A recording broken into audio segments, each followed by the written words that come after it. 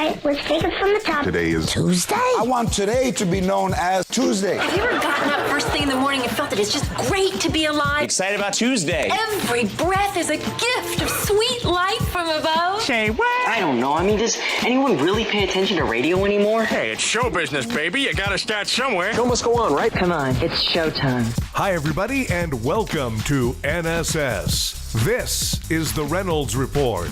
Less than a week after Tom Petty passed away, University of Florida football fans paid tribute to the late singer. What made the tribute so special is that Tom was born in Gainesville, Florida. During a home game at Ben Hill Griffin Stadium, more than 90,000 college football fans sang "I Won't Back Down" after it started playing over the speaker.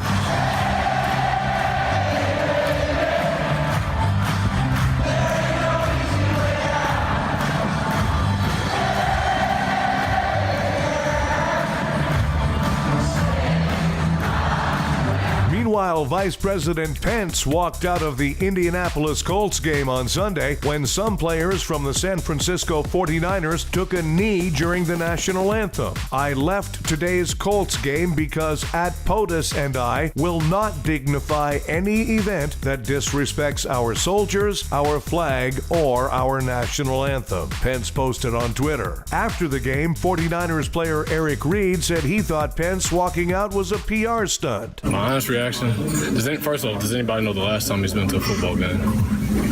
Okay, with that being said, he tweeted out a 3-year-old photo of him at a Colts game. So with the information that I have, the last time he's been to a Colts game is 3 years ago. So this looks like a PR stunt to me. He knew our team has had the most players protests. He knew that we were probably going to do it again. And so this is what systemic oppression looks like. A man with power comes to the game, tweets a couple of things out, and leaves the game with an attempt to thwart our efforts. It's really disheartening when everything that you were raised on, everything that I was raised on, was to be the best person I can be, to help people that need help. And the Vice President of the United States is trying to confuse the message that we're trying to put out there. Well, after Hugh Hefner's death last week, we got to wondering what will happen to all that stuff in the Playboy Mansion. The Playboy Mansion has officially changed owners, and to make room, the Playboy Warehouse is selling everything left on the property. Where did everybody go? Well, not everything. But we are selling hundreds of items from the most famous celebrity parties in history. We've got booze drank by everyone from Jack Nicholson to Jack Benny. Pot smoked by everyone from Keith Richards to Courtney Love. And toupees left behind by everyone from Kevin Costner to Frank Sinatra. That's life. That's life. The Playboy Warehouse also has champagne glasses that touch the lips of all your favorite playmates, including Pamela Anderson. Don't worry, we wash them. And we've got more Viagra than you could shake a stick at. The Playboy Warehouse, connecting people like you with parties like theirs, and you won't need a tetanus shot at the end. President Trump is expected to sign an executive order that expands the amount of health care options for patients. Yes, they'll now be able to perform their own surgeries. Meanwhile, Trump has more Twitter followers than Pope Francis. But the Pope doesn't mind. He said, "My boss only had 12 followers and he's still pretty popular." Vice President Pence said yesterday that the U.S. will lead in space again under the Trump administration. Space? It took him 2 weeks to figure out how to get to Puerto Rico.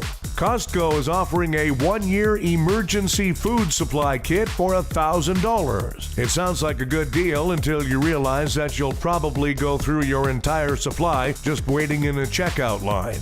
Hollywood movie producer Harvey Weinstein is being accused by Ashley Judd of sexual harassment. In response, Weinstein says that he will reach out to Judd. Boy, he just doesn't get it. His reaching out for Judd is exactly what the problem is.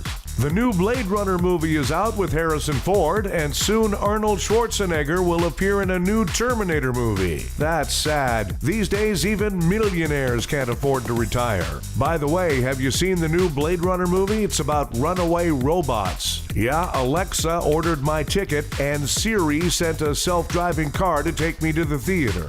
Some people in Youngstown, Ohio are upset that a brewery now operates in a former church. Well, that may be so, but attendance has never been better. Yes, I can hear it now. I baptize thee in the name of the hops, the barley, and the holy oats. Toronto City Council voted against naming a sports stadium after former frat boy mayor Rob Ford. However, they are thinking about dedicating a holding cell in his honor. A high school in Baltimore had to be evacuated due to the fumes from a pumpkin spice air freshener. The kids panicked because that was the first time that they'd ever smelled the odor of a vegetable coming from the cafeteria.